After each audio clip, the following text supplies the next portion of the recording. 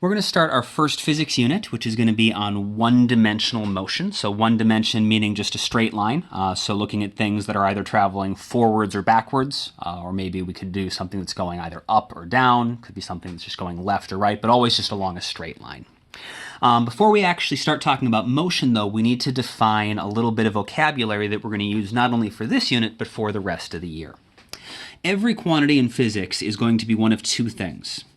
Some of them are going to be what we call a scalar. So a scalar refers to a quantity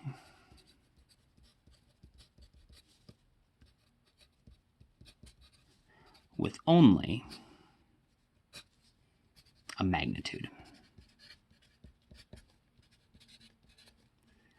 Magnitude is just describing how big a quantity is. And so if you want to describe how big something is, what you need is a number to describe how much there is, and a unit to give that number context.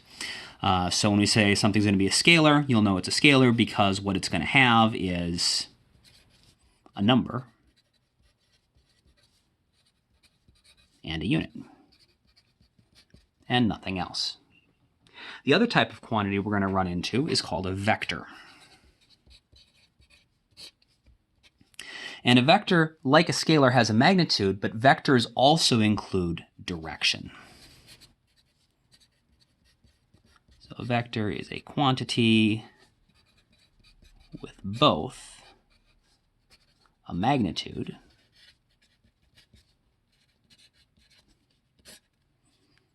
and a direction. That should sound familiar, possibly from math class, but also if you've ever seen the movie Despicable Me, you might remember the villain went by the name Vector. And he explains to us that the reason he has chosen the name Vector is because he commits crimes with both direction and magnitude, because that's what a vector is, something that has both magnitude and direction. If we represent magnitude with a number and a unit to indicate direction in this unit, since things can only go either forwards or backwards on whatever our line is, we're going to indicate direction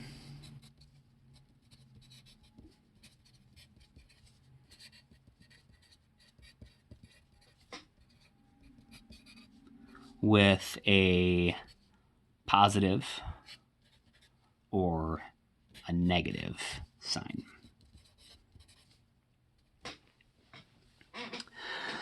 So just some examples quick of like what a scalar versus a vector is. In the pandemic, they're telling us for social distancing, we need to stay 6 feet away from everyone. That's an example of a scalar. It doesn't matter what direction you are, you just need to be 6 feet away. And so we've got our number and our unit. If, on the other hand, you are properly social distancing with someone and you want to describe where that other person is, you need a vector. You could say Johnny is standing 6 feet to my left, or Johnny is standing 6 feet to the south of me, or Johnny is standing 6 feet in front of me. You have the 6 feet, which is our magnitude, and then we also have a direction. Left, right, forwards, backwards, north, south, east, west. You need both of them to describe where something is. Because vectors have both a magnitude and a direction, we can actually draw them.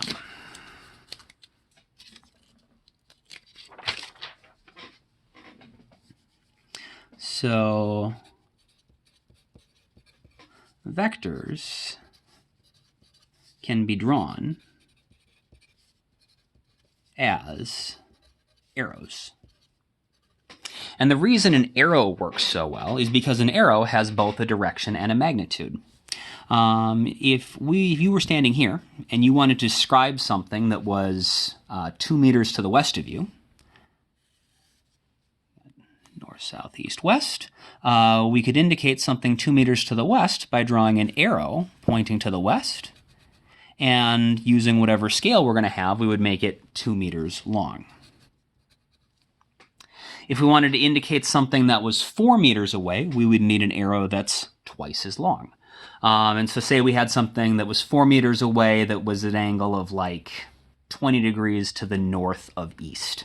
We would draw an arrow pointing in that direction, 20 degrees to the north of east, and it would be twice as long as our 2-meter arrow, so something about like that. And we would clearly indicate that it's 20 degrees. So when you're drawing it as an arrow, the length is going to indicate the magnitude.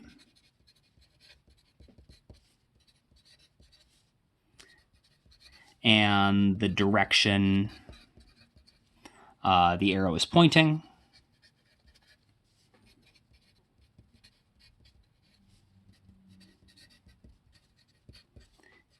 Indicates, hopefully, obviously, the direction.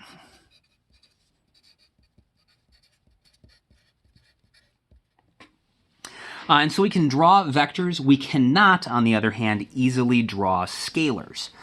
Because a scalar, we don't, like if we say something's 6 feet away, that's a scalar, but we don't know where it is. And if you don't know where something is, it's hard to draw a picture of it. And so we can use pictures and arrows for vectors, and we will throughout the entire year. Scalars, though, can be really hard to draw. We're not always going to be drawing pictures, though. Sometimes we're just going to use math to plug things into equations and solve problems. And so when we are writing quantities out, the way we can tell if it's a vector or a scalar, like I said, was going to be based on whether or not it included a sign. So we said we would indicate the direction with a positive or a minus sign. And that means that only a vector should have a positive or a minus sign, and our vectors really should always have either a positive or a minus sign. Whereas a scalar, if it doesn't have a direction, and we're using positive and minus to indicate direction, we're not going to put any signs on our scalars. And so a rule, at least for this unit, while we've only got 2 directions, positive and negative, vectors should always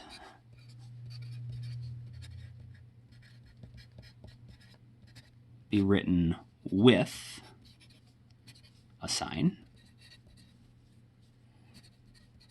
and scalars never have a sign. And so, for example, if I just say something is 6 feet away, that is a scalar. If I want to specify that something is 6 feet in front of me, I might say positive 6 feet. Its position is positive 6 feet. So that would be a vector. Or the other direction, something could go, instead of going 6 feet forward, it could go 6 feet backwards, so we could have negative 6 feet. That would also be a vector. I know in math class we're used to not having to write the positive sign on stuff, because if it doesn't have the sign, we assume it's positive. The problem is, instead of just having positive and negative like you do in math class, we have 3 things we have to indicate. Things in the negative direction, things in the positive direction, things with no direction. And so you have to make sure if it's a vector, you're actually including that positive sign. And if it doesn't have a direction or you don't know the direction, that is when you can leave the sign off. But we would never write positive 6 feet like this. All right, so let's talk about some different vector and scalar quantities we'll need for one-dimensional motion specifically. A lot of these quantities are related to each other. And so what I'd like you to do is you're going to sort of divide your page in half. And we're going to keep track of scalar quantities on the left side and vector quantities on the right side. And then we'll make sure that they're lined up left to right, so any quantities that are related will go next to each other. So we'll have sort of like pairs of quantities. So if we're going to describe motion, if we're going to describe how something is moving, The most basic thing that we are going to need to be able to describe is just where something is. You can't describe how something has moved unless you can describe where it started and where it ended. And so we need position. And position is actually going to have to be a vector. Because if you think about this, I'm just going to do a little demo here. You don't actually have to draw this. But let's say I want to describe the position of my little Lego guy here.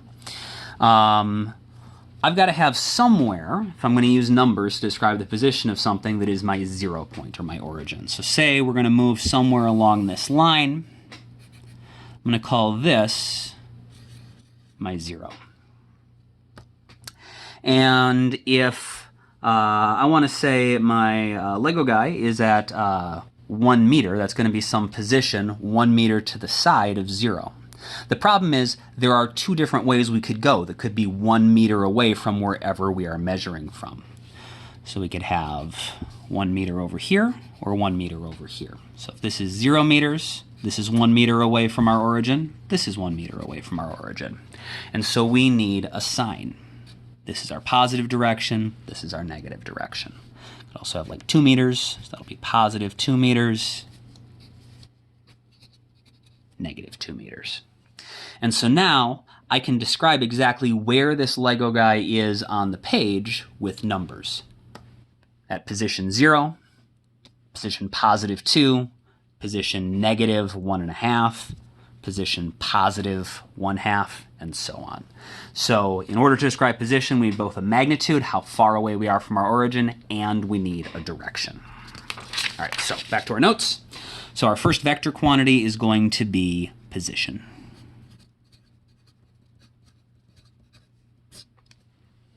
And we are going to represent position. The symbol we'll use in our equations is going to be x, because we're just going to be moving along our x-axis for now. And anytime you have a vector quantity, the way that we show that in our equations is that we put a little arrow sign above it. That is not indicating the direction. That just means that it is a vector quantity. So x with a little arrow over it is a vector quantity describing the position of something. So position is just, actually first let me put a little note about, so that little arrow sign above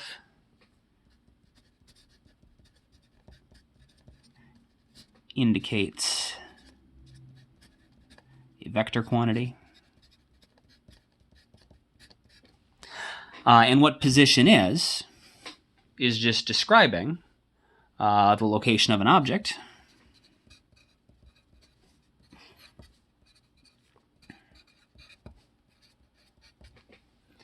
relative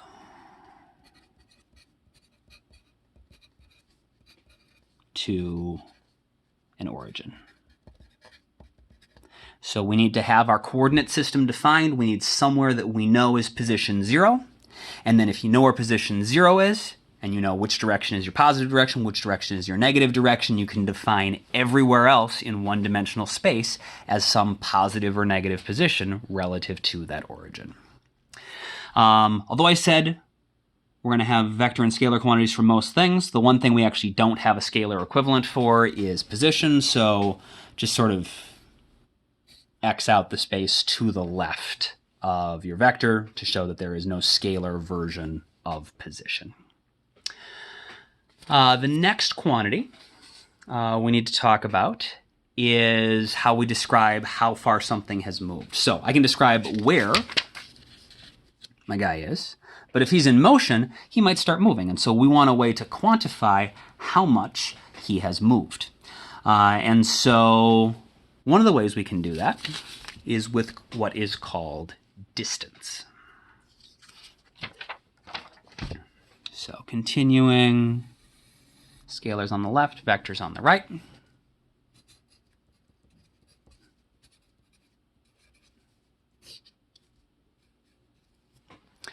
And the symbol we're going to use for distance is d.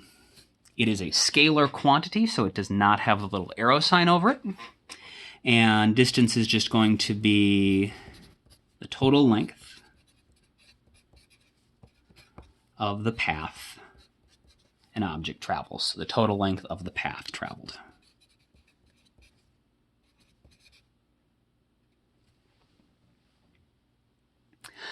The unit is generally going to be meters. Could also be centimeters or feet or something else, but in general, sort of our default unit for distance is going to be meters. And I guess I should have written that up here as well. Our sort of default unit for position is generally going to be meters, but we could also, again, represent it in feet or centimeters or kilometers. But generally speaking, position is how many meters something away is from our origin. Distance is how many meters it has moved. So if my Lego guy starts here, and he goes 2 meters to the left, and then comes back 1, 2, 3 meters to the right, he has moved a total of 5 meters. That would be the distance traveled. 1, 2, 3, 4, 5 meters would be his distance. But we might want to not describe just like how far he moved, but where he actually ended up relative to where he started. Even though he moved a total of 5 meters, he only ended up 1 meter away from where he started, and specifically he ended 1 meter to the right, or in the positive direction. And so we can also use a scalar quantity, or I'm sorry, a vector quantity to describe the way he moved, and we call that displacement.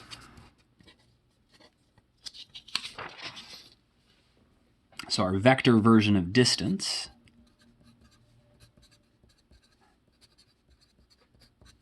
is displacement. And the symbol for that is going to be delta x. Because the definition of the displacement is just how much something's position changed. Those of you who've had chemistry know that delta is the symbol we use to indicate the change in something. And x, with the little vector sign over it, is our symbol for position. So, for our little example with the Lego guy, when he moved a total distance of 5 meters, 1, 2, 3, 4, 5, he started at position 0 and ended at position 1, and so his change in position was only 1 meter to the positive direction. And mathematically, the way we can get that is by just subtracting our final minus our initial position, which is how you find the change in anything. Change is always final minus initial. So displacement is equal to the final position something was at minus the initial position it started at. So that represents final position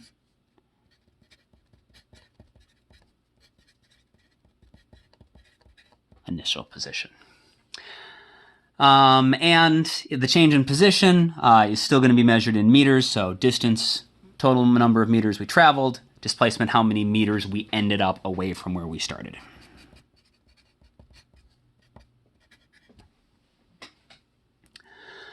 Our next quantity is going to be speed.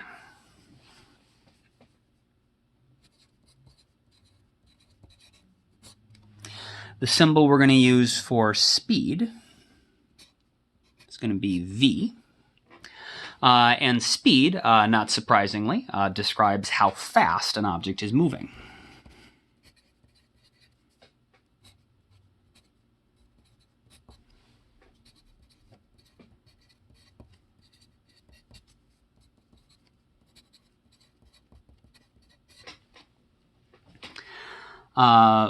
The vector version of speed is velocity.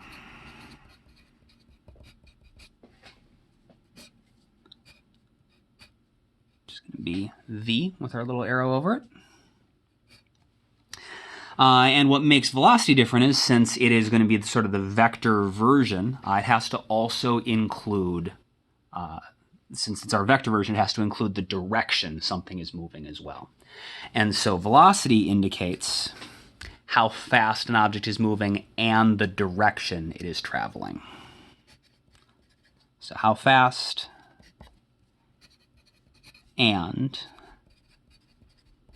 in what direction an object is moving.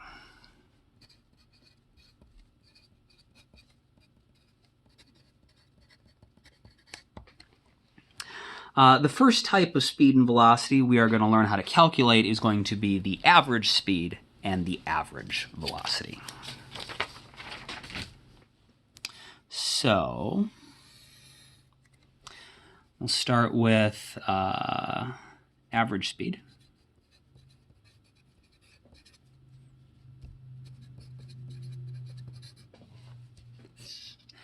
Which we will indicate as VAVG for average.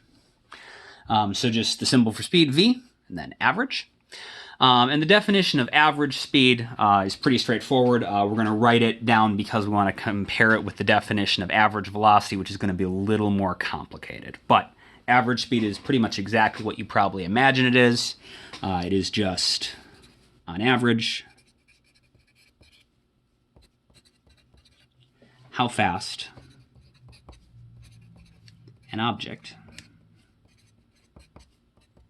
is moving. The way that we calculate average speed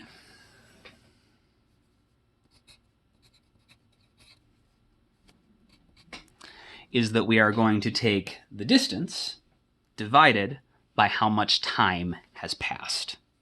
So the distance it traveled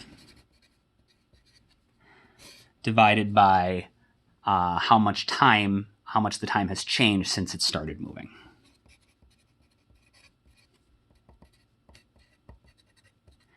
Sometimes you might have heard distance divided by time. We don't want to say it that way, though, because time is like 8 p.m. You wouldn't have something that moved 2 meters at 8 p.m. and take 2 divided by 8 and say that it was moving at 0.25 something. That just doesn't work. Instead, what we care about is how much time it took to move the 2 meters. And so our equation is going to be the distance over the change in time.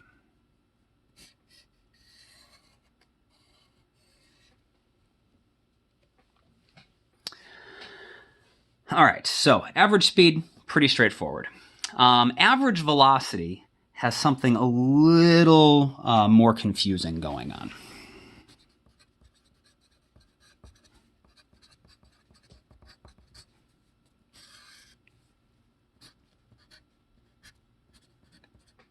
So the velocity symbol, V with the arrow over it, AVG. Average velocity is going to describe, since our vector quantities are all about, what direction it ultimately went. Like displacement only cared about where it started and where it ended, not what happened in the middle. Average velocity is going to be similar. It doesn't really care about how quickly something is moving in the middle. It only cares about how quickly it's moving towards its goal. And so the average velocity describes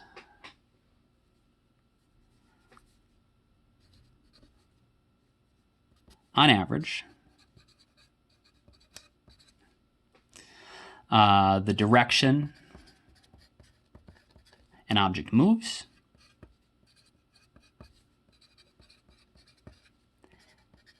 and how quickly it is making progress towards its final position. So on average, direction object moves and how quickly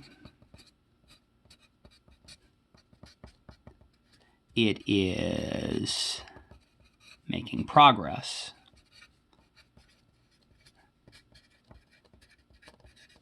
towards its final position. So let me try to show you sort of the difference between average speed and average velocity. Let's say our little Lego dude is starting here and wants to get to the position of 2 meters. But he's going to take sort of a long and winding path. He's going to go to 1 and 0, and he's going to go all the way down here, come up to 1, and then go back, and then eventually end up at 2 meters.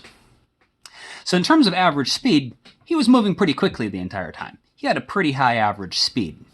But in terms of how much progress he was actually making towards his goal, he was not actually moving towards the 2 meter mark very quickly. And so although he had a high average speed, he had a low average velocity.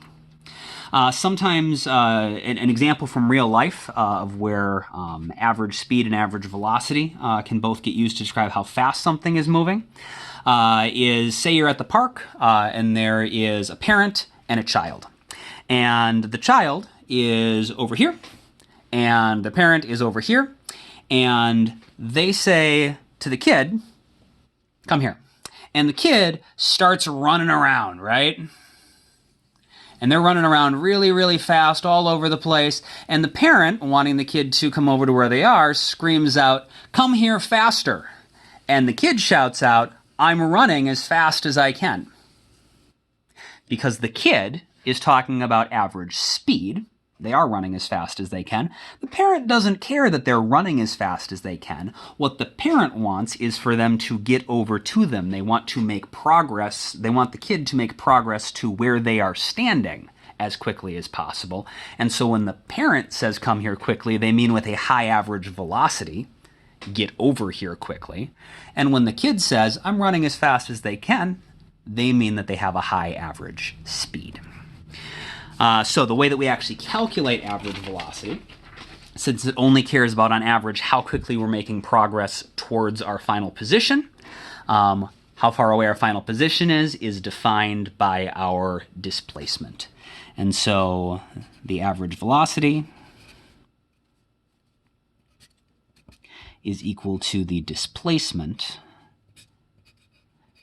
divided by the change in time. And if you don't actually know the displacement and the change in time, but instead you know the initial and final position and the initial and final time, just like we talked about, displacement is final minus initial position, same thing for time. So sometimes it might be easier to think of this as final minus initial position divided by the final time minus the initial time.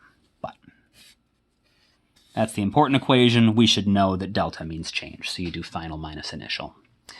As far as units, we need both a length unit and a time unit. And so although there are lots of ways we could describe speed and velocity, centimeters per minute, miles per hour, the primary length unit we're going to use, like we said, was meters, and the primary time unit we're going to use is seconds. And so for both of these, the unit is going to be meters per second, is going to be our primary unit. There are other acceptable units that do mean something. You could say miles per hour, but our default is going to be meters per second if we can.